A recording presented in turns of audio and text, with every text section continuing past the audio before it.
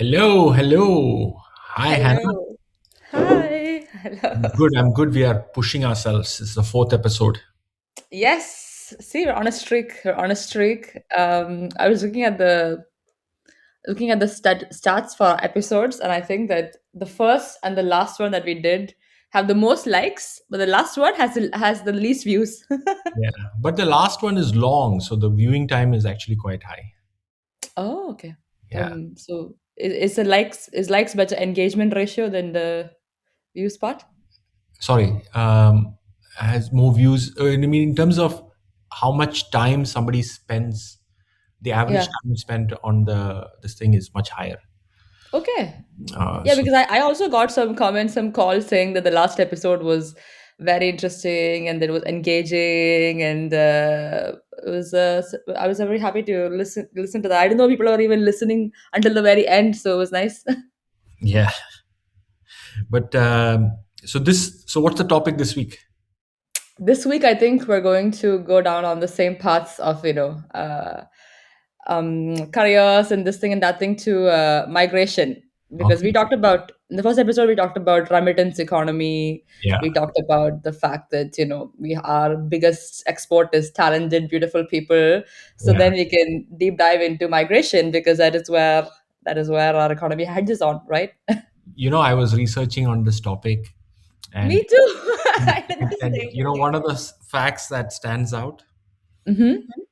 women who leave for education tend not to return. This is the quietest but most demographically consequential trend. Case in point, Hannah. Yeah.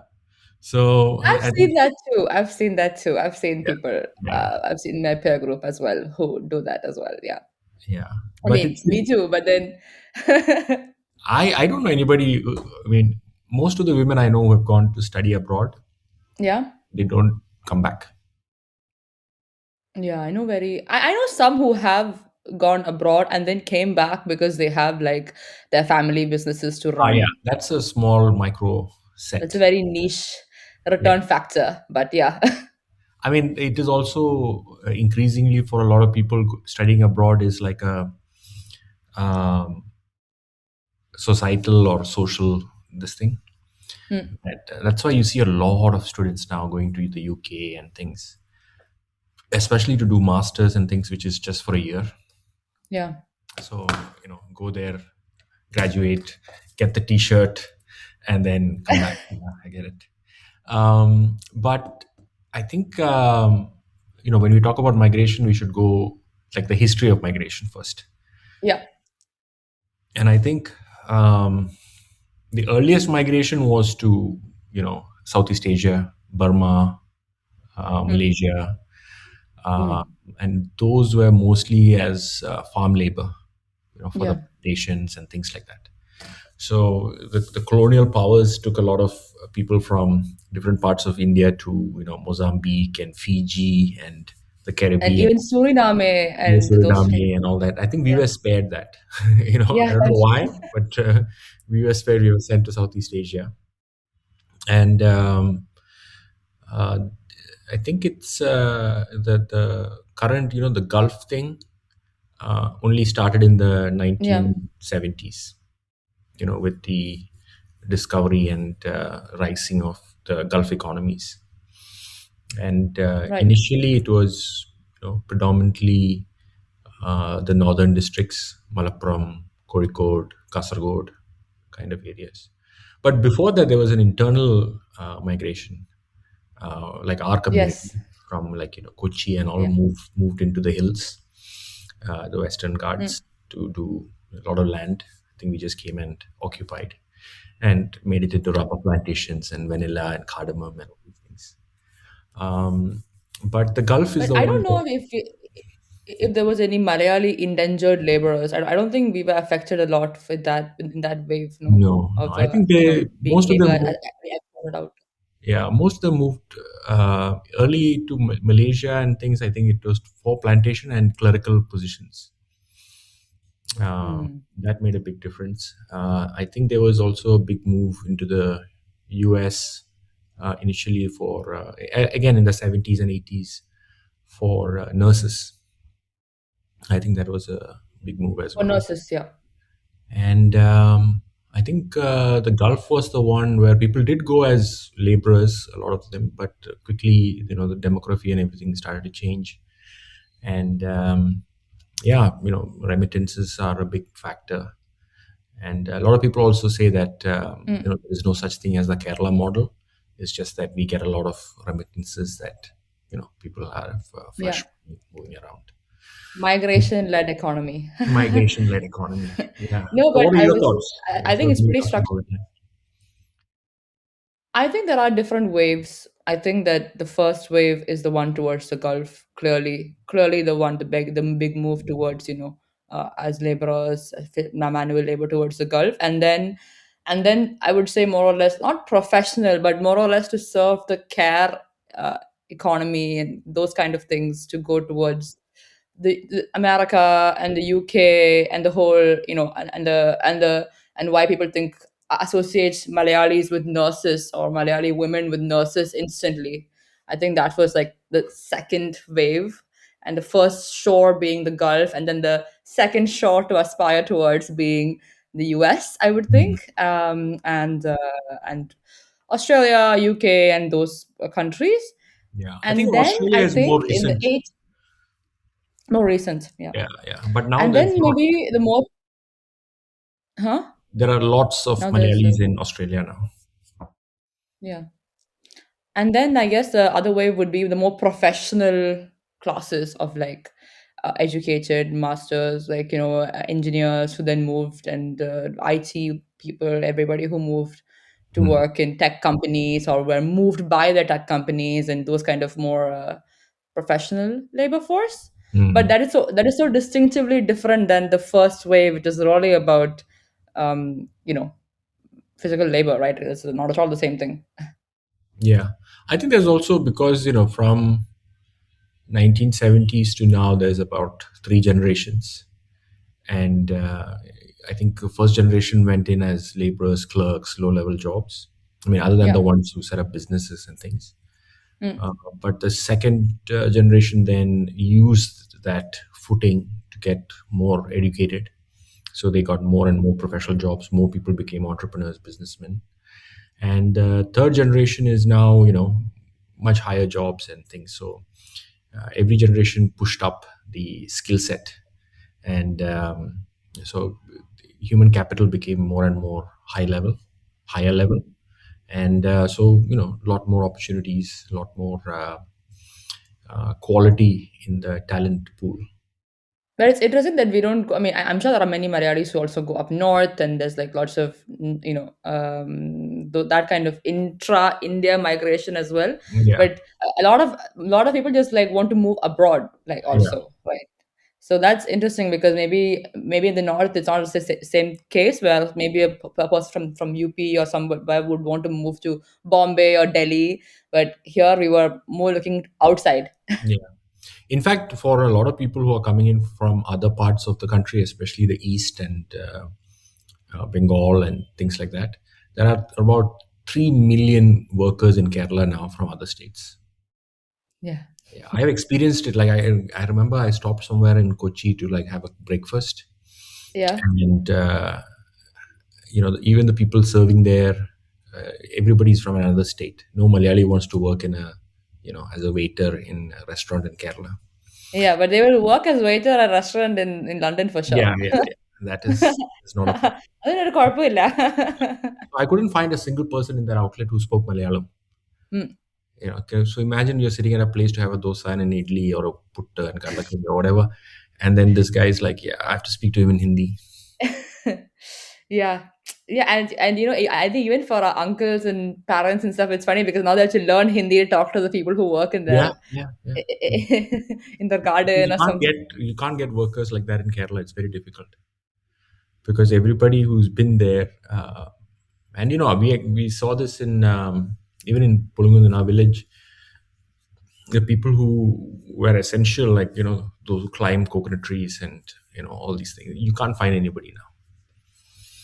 That Yeah, entire which and Their kids they are all were in the there for Middle a long East or time. somewhere outside, and they don't want their parents to work or whatever. So their entire some sections of That the entire community is sub lost. ecosystem of like, I mean, also it's obviously that sub ecosystem is like obviously has gone away, right? We can't rely on that kind of help anymore.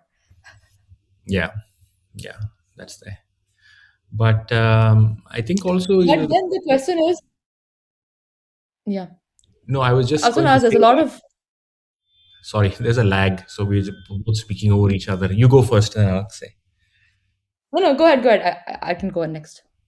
No, what I'm saying is that now there is, between 2018 and 2023, the 2018 there were 130,000 students leaving Kerala to study abroad. Mm, 130,000. In 2023, that became 250,000.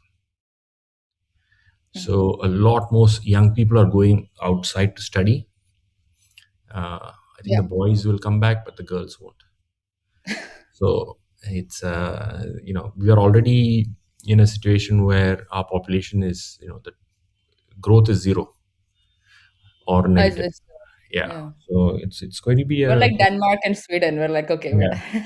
we're It's going to be quite a bit of a challenge to stay, because nowadays, even with the rise in AI and things like that, that IT boom, coders, things is also getting really limited. BPO, a lot of people left for Bangalore to do BPO programming kind of things.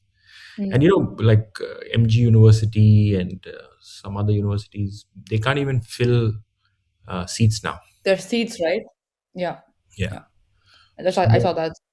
But I have a theory that it might not. I have a theory that the people going out to study will probably lessen a little bit, because if you think about it, that those years, the perception was that I went to Canada and even in the UK, all of those countries were thought of as places where you can stay back after you finish your degree and actually get meaningful employment and jobs and all of those, and there were supportive structures within the countries to enable to give you that. There was like the post study work permit and all of these things. And if you look at the case of Canada, which was that now you don't have the same stay back criteria.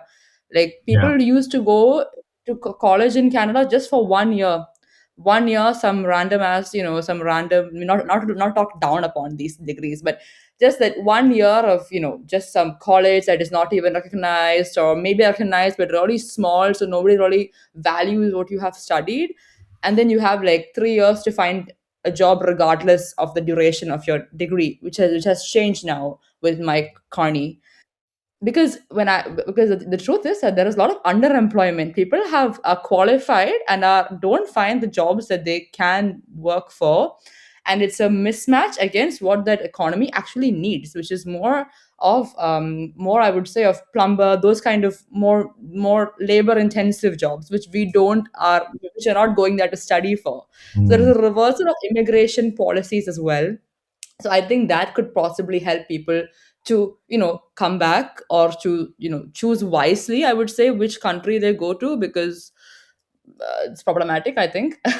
And in the UK, for example, everybody was so crazy about the UK, thinking that if you come to the UK, you can stay back, you have this job. The UK's economy, the growth of this country is very little. It's 0.1%. It's you cannot the, if the It's not budging, it's not creating more employment. So I think that these kind of factors will naturally make people kind of be realistic about the dream of studying in the UK or Canada, I think. yeah. You just came back from Berlin. Did you see a lot of students there? So many, Yeah, so many Berlin, like so many people. I mean, I'm just walking across Berlin. I keep hearing Malayalam. I keep hearing it. It's crazy. Like I'm in the metro. I keep hearing side commentary about everything in Malayalam.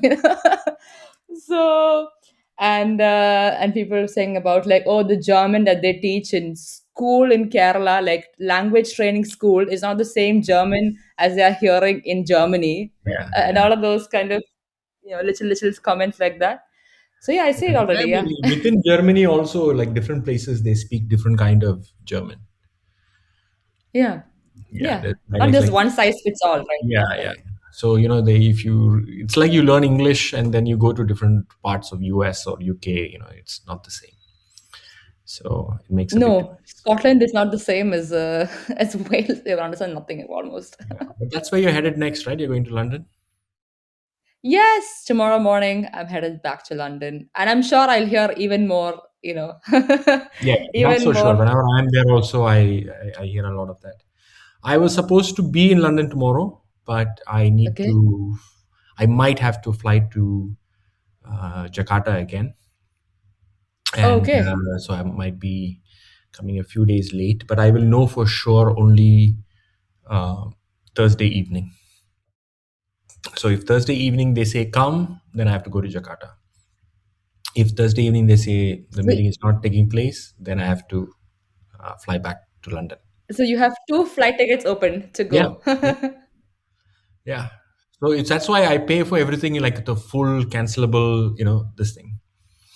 And It's better so for you in the long way. yeah, so you cancel it, you get all the money back. So Yeah. that's so both places, everything, like hotel. There's here I had to extend by a day and all these things. So just waiting for confirmation, and then it'll be done. Okay. Yeah. Are you looking forward And to you your have trip seen, to okay, London? and you have seen and you have seen a lot of like people who move to Singapore as well. What do you think the current, near migration is for people? Like what is the situation in I those think, those parts? look, Singapore is a small country. So, from the facts, I mean, the information from the Singapore High Commission, I think Singapore gives citizenship to about 2,500 Indians a year. Um, Yeah. it's Great getting tough. It's great pretty pity tough also, everywhere. right? So you can get like a work permit and things, but every country is trying to hire more locals and permanent residents. So that job market of unless you're like super qualified and great experience and things, moving to places like that is quite difficult. And there are opportunities if you are only specialized in something. A lot of people who said they try to come to Singapore, study there, and then get a job. That era is Yeah. also over now. I don't think it's easy to, Because now there is no stay back option or something like that? I don't think unless you get like a stay back option for a year, I think, like a long term pass. But in that time, if you're a fresh graduate, unless you're the top of your class or has got some other, direct recruitment and things, the job aspect is quite limited. And Yeah. it's the same in Yeah. Malaysia, uh, Hong Kong, uh, and countries like Malaysia, Indonesia, Vietnam, Philippines. No chance because they've got so much of young talent themselves. Why would they want to hire someone? Right. This thing. So a lot of young people are what they try to do is that they try to set up their own business or startup or things like Yeah. that. That could be one pathway. But yeah, it's just, I mean, not just Kerala, but India as a whole. It's a huge population Right. with so many young people. So how many of them, can the world accommodate? And even with you seeing so many of Indians and Malayalis outside, only like from my last understanding, one or maximum 2% of Indians have passports. So Yes, yes. imagine if that figure goes up to 5% or 10%, the world will be flooded with Oh, Indians. Yeah. yeah, yeah. So that is something Which that, is why we are. yeah, Which is yeah, why I think in some points need to create places, right? yeah. So it's definitely, I mean, there is a shortage for nurses even now. So I think nursing is one area where people can really migrate to We developed find. countries. Yeah. Um, and I think, especially the developed countries with an aging population, they need caregivers and nurses. But is that the kind of, So Japan also could be an option. yeah, Japan also. If you learn the language, you've cracked it. But Yes, that's and they have a huge declining population problem. There's I think around a yeah. million. Their population is decreasing by a million a year. So there is a lot of options and things there, but there also the politics is very skewed. They don't want foreigners. They think foreigners are this thing. So it's quite different different atmosphere. But it's the same everywhere. I mean, even if you look at New Zealand, right? So many new people from New Zealand are leaving for Australia. And Yes, yeah, yeah, yeah, then there's a if you send in migrants who are going to take away local jobs, then there'll be a pushback, and that's what's happening in these countries as well, because the man on the street fears that, oh, an Indian guy will come and take our jobs, and then yeah. all you need is a Which is, and politician to, also, yeah, and to also make, housing yeah, in Canada, the biggest thing was housing. People were sending, like, these agencies are sending kids to really really obscure towns and random provinces and all of those, that they don't have the infrastructure to support all of the people coming in, and therefore drove the rent prices higher, making it into a federal problem. And one by one, obviously, the people who were once welcoming, because Canadians are known to be very welcoming and yeah, very sweet, slowly turn against you, because their life quality is being affected because you are arriving like this. yeah, yeah. I mean, you're seeing the I sound backlash. like I sound like a conservative Rishi Sunak vibe. I don't want to sound like that. I don't want to sound pessimistic, but I No, but think it's true. If you look at social media now, there's such a backlash against Indian migrants settling. The problem is that we like to ghettoize. So, like right now in Fresco or something in Texas, there's a big issue going on because we've already built a Hindu temple, we already built a this thing, and we all live together. And so that for someone who's lived there, and all of a sudden the last 10 years, there's a huge influx of Indians, and they're starting to build things. It causes a lot of problems. yes. Yes, yes. I think this lack of mingling and those kind of problems are obviously create more silos in society, and that can also work against you, because if you don't interact, then you don't know how to act and know the codes of the place you are in as well, right? Mm, Now, like in France, regularly I get asked about, oh, how did you manage, how did you find circles and all of that. mm. I was just saying that you have to learn the language, like, and you have to learn the language, you have to learn how to behave, you have to learn how to carry yourself, how to be, la la la. Like, it's not some things that is there is no course, right? It's more just your soft skills. I mean, we talked about this in one of our episodes too. At the end of Yeah. the day, it's these kind of skills that will stand out, because everybody will have the same kind of homogeneous degrees and qualifications. But what will put you out there is how you know uh, Yeah, I to mean, project yourself. it you need to, even first of all, if you're planning to go and spend money and study abroad, you need to make sure that you're doing something that you have keen interest in, and you want to develop it from Mm. there. What I see is that a lot of people just want to go abroad to have that experience of studying Yes. abroad, and it's like a long term vacation, you know and then they come back, and nothing happens. um, Especially Yeah, people who go to France, which and I think works. yeah, people Yeah. who go to France, and then and then they or Germany, and then they enroll for an English course. So then, Yeah. There's no what point. is the point? You go there, you study everything in English, and then you don't integrate into the society. You have 2 years to master a language, and you end up missing out on picking up some additional skills. And that Yeah. is the key issue, I think. I mean, maybe I'm biased because I'm in this industry, but being able to persuade, present, project manage, execute efficiently, these kind of things, regardless of what topic or subject matter, it's something that should be done. And I think I learned this from my first internship at Red Hill. Yeah. To be Yeah. able to persuade and influence.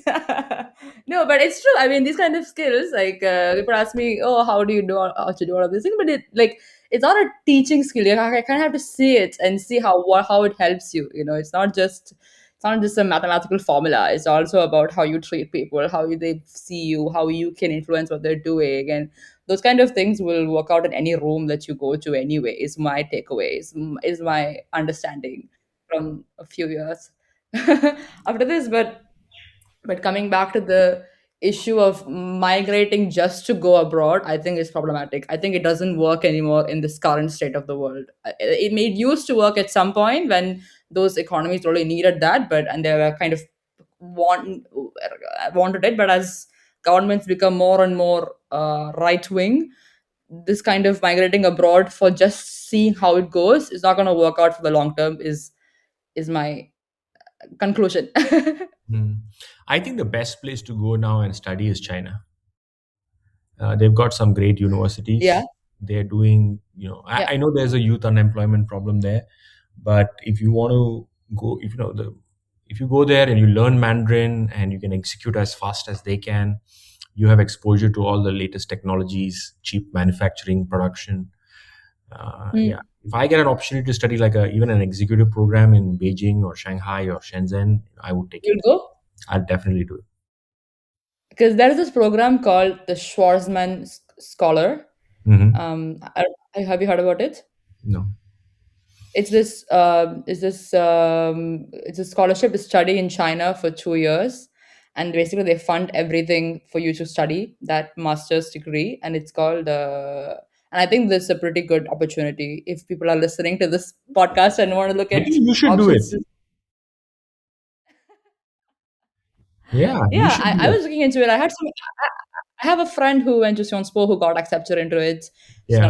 She's gonna go for it, I think. And she really loved the experience. It was pretty competitive. They take around 20 people from across the globe each year, and you spend 2 years in China. I think it's at Tsinghua University or one of Hmm. the top Chinese ones. Tsinghua, Peking, these two are really good universities.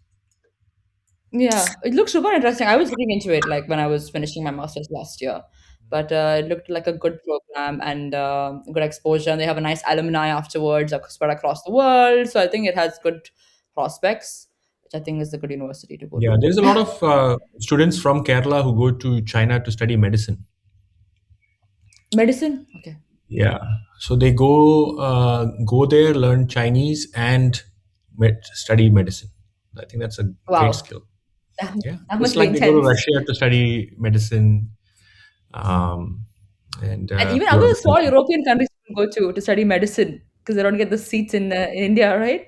Yeah, less competitive, and you can get it there. But the thing is, if they use it well, I think it's a great opportunity. Yeah, I think there yeah, is in Western societies also, to become like in Germany. I think it's the same in France. To be like a doctor, it takes 8 to 10 years. You know, yeah, yeah. It and takes a long, long time. yeah, so I don't think a lot of students are signing up to it unless their parents are doctors or they've got heavily influenced. This thing. The number Yeah, of doctors required is quite high. one of the people at the who came for the wedding, who was like one of Hugo's friends and stuff. He's finishing now. After he's now 32 years old. Like after so long, he's finishing now. But he's Yeah, gonna do his specialty training now. Now that he's this at this age, yeah. so it's not a quickly done No, training. no. I think in India it's faster because I think you do 4 years medical Oh, school, five, you're a yeah, doctor, and then you have residency, and then I think 6 7 years you are like a legit doctor. yeah. So if we say that okay, we're saying that okay, the West and Canada and the UK and stuff are more saturated, not this bit of a busy place to go, and we're saying China is a good place to go. What other country should we recommend? China, I mean, which will include Hong Kong, um, to Yeah, study. I have a few classmates who have universities in Brazil. So if you do Portuguese, Brazil. yeah. It could be a good place. You learn Portuguese. It's a large economy, big country, Latin America. You could do a lot of things there. Um, where else? I think Some people go to study in the UAE also, to Dubai and stuff. What do you think about that? it's good because the UAE, other than the current conflicts that are happening, they're investing a lot. They have education city and all these things. It's easy to get a visa. You can also, if the economy is booming, then there's a lot of things you can do here. And if you study something special, there's a lot of investment into AI. There's a lot of trade that happens here. A lot of businesses that are setting up. So if you do any course here, if you do like accounts and get a certification to be a chartered accountant or Hmm. something, if you do logistics, aviation, airlines, all these things, it's easy to get a job here. Um, Emirates, for example, they have a flying school. So you can Yeah. enroll in the flying school, and by the time you graduate, you're most likely, you know, able to be a pilot anywhere in the world.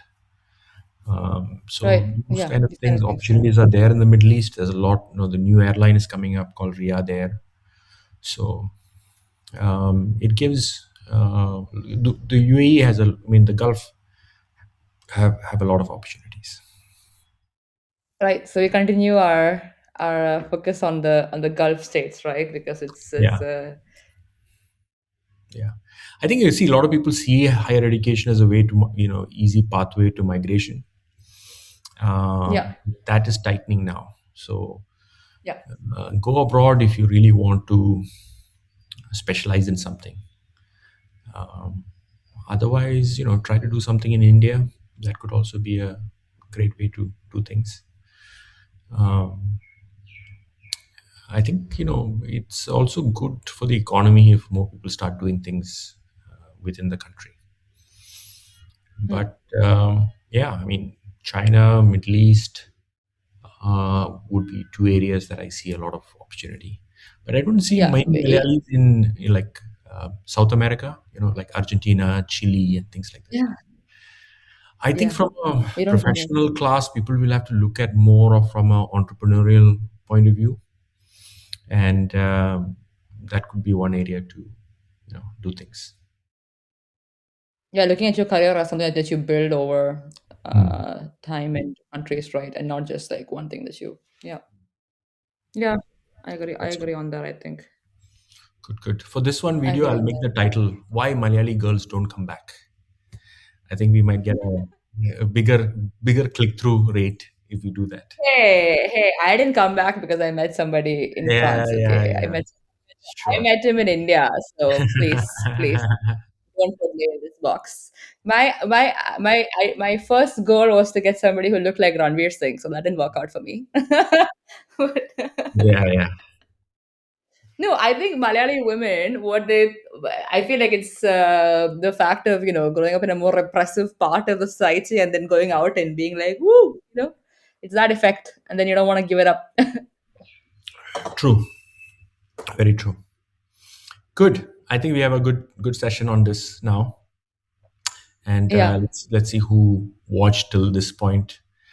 And You should really put I that, right? think If by the Monday time we would not reach come. yeah by the time we reach 10 episodes, we should get an editor who will do a proper editing and cut out all this thing and make it more crisp. Yes. Yeah, because on a roll, I think we have a. Yeah. All right. Thanks a lot, Hannah. Of course. And see you on the next one. Next one next week.